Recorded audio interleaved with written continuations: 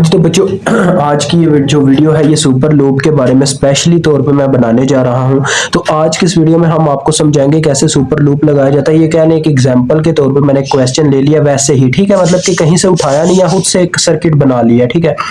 तो super loop में बच्चों ये होता है, सुपर लूप उस वक्त लगता है जब दो लूप्स के दरमियान एक करंट सोर्स आ जाए, ठीक है, इंडिपेंडेंट करंट सोर्स या डिपेंडेंट करंट सोर्स, कोई भी एक करंट सोर्स आ जाए। तो देखो अब यहाँ पे हमारे पास दो लूप है, एक ये लूप वन है जिसमें हमारा कोई एक करंट फ्लो कर रहा होगा, और ये हमारा लूप टू है जिसमें भी कोई ना कोई करंट फ्लो कर रहा होगा, ठीक है। तो हम पता क्या करते होते हैं, देखें मैंने इस लूप पे मैंने एक करंट ले ली I1 के नाम से, ठीक है। तो बात चल रही है इस वक्त सुपर लूप की। सुपर लूप में हम फिर क्या करते हैं जी, जरा गौर से देखिएगा। तो यहाँ पे भी बच्चों हम एक करंट ले लेंगे, क्लॉकवाइज में हमेशा अपने करंट की डायरेक्शन लेनी है। I2 के नाम से मैंने ले लिया, अभी सुपर लूप लगा नहीं है। तो देखें आपने पहले एक इक्वेशन रेडी कर लेनी है, ये दोनों में सेम होता है, super loop plus super mesh दोनों में एक चीज सेम होती है कि इक्वेशन इस तरह से बनती है। देखें ये करंट सोर्स दोनों के दरमियान है, जिस करंट की डायरेक्शन इसके अकॉर्डिंग है उसको आपने प्लस में लिख लेना, जिसके जो इसके मुखालिफ है उसको आपने माइनस में लिख लेना। यानी देखो I1 ऊपर, ये ऊपर की तरफ जा रही है ना, तो हम देखें तो I1 इस तरह से ऊपर की तरफ, यानी करंट की सेम डायरेक्शन हो जाती है I1 की, तो I1 प्लस में आ गया। आगे देखो I2 इसके अपोजिट यानी कि डाउनवर्ड जाने शुरू हो जाता है, तो लिहाजा ये माइनस I2 हो जाएगा, इज इक्वल टू 1 मिली। अब मैं इसका एक दफा फिर से सर्किट ड्रा करूंगा फॉर सुपर लूप एनालिसिस, ठीक है। तो सुपर लूप और सुपर मैश में थोड़ा सा बस आपको समझाना है। मैं आपको चाहता बच्चों, अगर ये सारे के सारे बच्चे यूनिवर्सिटी ऑफ गुजरात के होते तो वहां पे मैं आपको डायरेक्ट सुपर मैश ही समझा देता, बिकॉज वहां के टीचर सुपर मैश से ही सब बच्चों को करवाते हैं। उसकी वजह यह है क्योंकि सुपर लूप और सुपर मैश दोनों को सीखना जरूरी नहीं होता, एक मेथड भी आ जाए तो बंदे का काम चल जाता है। तो ये बस बच्चों को कहने तंग करने वाली बात है। अब आपने बच्चों उस सर्किट को समझने उतार दिया बीच में से, ठीक है, उतार दिया क्यों, मैं अब आपको बताऊंगा क्या मेरा कहने का मतलब है, ठीक है जी। ये आ गया आपका, देखें मैंने उस सर्किट को उतार दिया बीच में से जो 1 मिली एम्पेयर है। मेन मैंने इस कहना सर्किट को ड्रा करके ये इसका मुद्दा रखा हुआ है कि मैंने V0 वोल्टेज कैलकुलेट करनी है। वो उस वक्त तक वोल्टेज नहीं फाइंड आउट हो सकते जब तक मुझे I1 की वैल्यू ना पता हो, क्योंकि I1 वो करंट है जो 1 किलो ओम में से गुजरता है और मुझे V0 वोल्टेज प्रोड्यूस होते हुए नजर आ रहे हैं। तो I1 को कैलकुलेट करूंगा। अब देखें मैंने ये I1 की डायरेक्शन मेंशन कर दी, ठीक है, वैसे की वैसी, लेकिन I2 की जो डायरेक्शन होगी अब वो ये होगी। अब I2 का ये लूप बन चुका है, सुपर लूप का ये होता है चक्कर। इनमें से हम किसी एक करंट को ना क्या करेंगे जी, दोनों लूप्स में घुमा देंगे, मतलब कि दोनों लूप्स में उसने फ्लो करना स्टार्ट कर देना। I2 इस लूप का नाम है।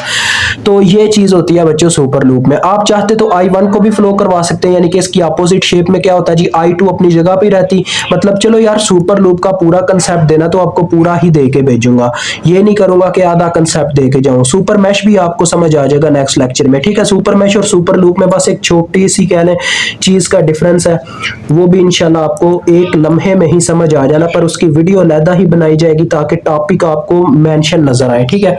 तो देखें वही सर्किट बच्चों मैंने फिर से ड्रा कर दिया। आपने बस एक करंट इनमें से सुपर लूप के तौर पे चलानी है, इस वजह से ना हम कोई भी चूज कर लेते होते हैं। अब चलो मैं आप ये भी ड्रा कर सकते हो, यानी कि आर मैंने सेंटर में लिख दिया, यानी इन दोनों में से कोई एक काम करना है आपने। I2 को अपनी जगह पे फ्लो करने देना, ठीक है। आपको ये चीज याद रखने के लिए कि आपकी I2 कहां तक फ्लो कर रही है, इस तरह से ये चीज मेंशन कर दी है। ओपन पोल बीच में छोड़ दीजिएगा। ओपन पोल का ये मतलब है कि यहां से हमने सर्किट को उतार लिया, यानी कि हमने 1 मिली एम्पेयर के सर्किट को उतार दिया बीच में से। तो ये I2 उसी जगह पे फ्लो कर रही है, तो आपने I1 की डायरेक्शन के अकॉर्डिंग ही उसे मेंशन करना जैसे उसकी डायरेक्शन थी, यानी कि क्लॉकवाइज। ये देखें ये दोनों मतलब के लूप्स में आप फ्लो कर रही है अपनी I1। तो आप दोनों, अब मैं दोनों की इक्वेशन आपको लिख के बताता हूं। देखो बच्चों एक इक्वेशन तो वहां पे तैयार होगी, दूसरी यहां से तैयार हो जाएगी। मैं लगाता हूं पहले ऊपर वाले पे केवीएल चलता है हमेशा लूप एनालिसिस में, ठीक है। KVL means Kirchhoff voltage law. हमने हर एक चीज के वोल्टेज लिखने होते हैं। V is equal to IR, हमेशा करंट की डायरेक्शन क्लॉकवाइज लेना, तो आपके वोल्टेज हमेशा रेजिस्टर के क्रॉस भी प्लस में लिखे जाएंगे, ठीक है। तो देखो पहले ऊपर वाले पे केवीएल लगाने लगो, हम यहां से चलना स्टार्ट करते हैं।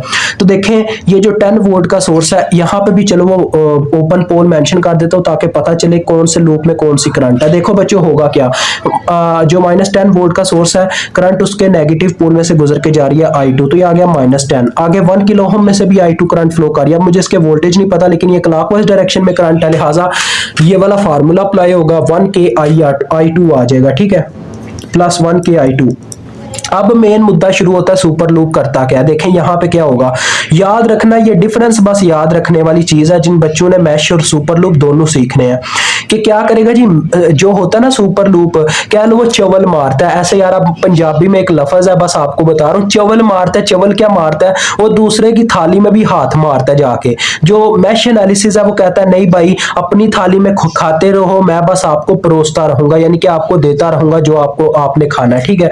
तो देखो I2 करता क्या है, ये सुपर लूप है अभी। तो सुपर लूप क्या करेगा, दूसरे की थाली में भी जाके हाथ मारेगा। देखो कैसे, अब इस रेजिस्टर के अंदर देखो दो दो करंट पास कर रही है, I1 भी उसी डायरेक्शन में और I2 भी, तो लिहाजा ये दोनों करंट्स मिलके इसके अंदर वोल्टेज प्रोड्यूस करवाती हैं। लिहाजा देखो इसकी इक्वेशन क्या लिखी जाएगी, 1K ये रेजिस्टेंस आ गई इनटू करंट, यानी कि करंट आ जाएगी दोनों का सम, बिकॉज दोनों की सेम डायरेक्शन है, I1 प्लस I2। इसी तरह से इस 1K का भी यही सीन होगा।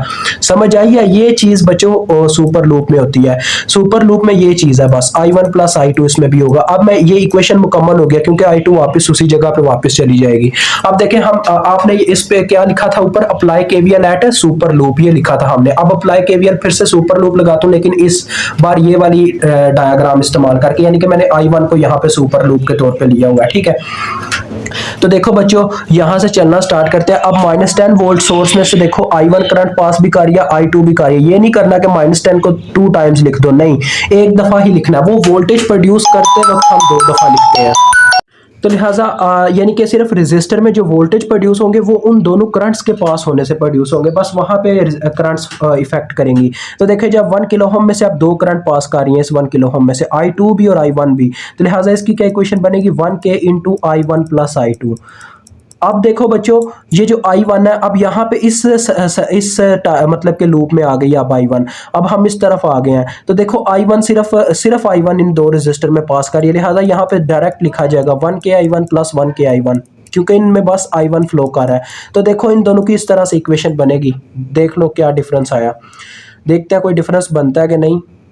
डिफरेंस अबल बन भी जाए बच्चों, आंसर आ ही जाना होता है, टेंशन नहीं होती, क्योंकि सुपर लूप और सुपर मैश ऐसे ही वर्क करते हैं जैसे आपको दिखाया गया है।